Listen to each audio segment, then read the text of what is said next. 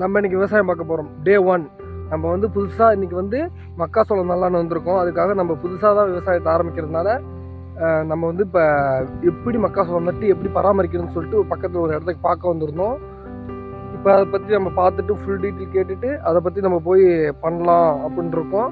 நம்ம வந்து ஒரு ஏக்கர் வந்து விவசாயம் பண்ணலான் இருக்கோம் மக்காசோளம். ஏன்னா நம்ம புதுசாக இப்போ விவசாயம் பண்ணுறோம்.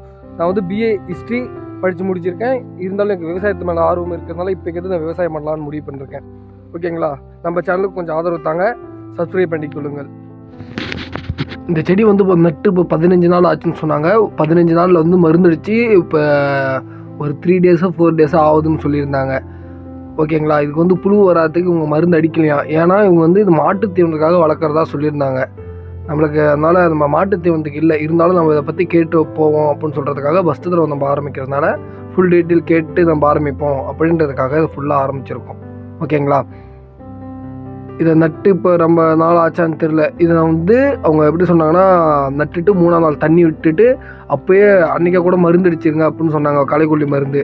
ஆனால் நம்மளும் 15ஆம் நாள் அப்படியே அடிக்கிற மருந்தே செடி மேலே பட்டாலும் ஒன்றாகாத மருந்து இருக்கான். அதை நம்ம கேட்டு ஒரு டீட்டெயிலாக நம்ம அப்படியே அடுத்தடுத்த வீடியோவில் அப்டேட் பண்ணுறேன். ஏன்னா இன்னும் ஒரு 3 days இல்லை 4 daysலாம் நான் வந்து நிலத்தை ஃபஸ்ட்டு உழுது அதை வந்து நம்ம இதுங்கணும். நிலம் வந்து நம்ம ரெண்டிங் தான் வாங்கியிருக்கோம். அதனால் இப்போ ஒன்று தான் ப்ராசஸ் பண்ணணும். அதை ஓட்டுறதுக்கு கொஞ்சம் ரெடி பண்ணிவிட்டு அதை உழுதுட்டு நம்ம அதில் எருவு கொட்டி மாட்டு எருவு தான் அதை போட்டு நம்ம இறைச்சிட்டு அதெல்லாம் நம்ம இதுன்ட்டு நம்ம அடுத்தபடியாக இந்த விதையை வாங்கணும். என்ன விதை வாங்கலான்னு சொல்லிட்டு நீங்கள் முடிஞ்சால் கமெண்ட் பண்ணுங்கள்.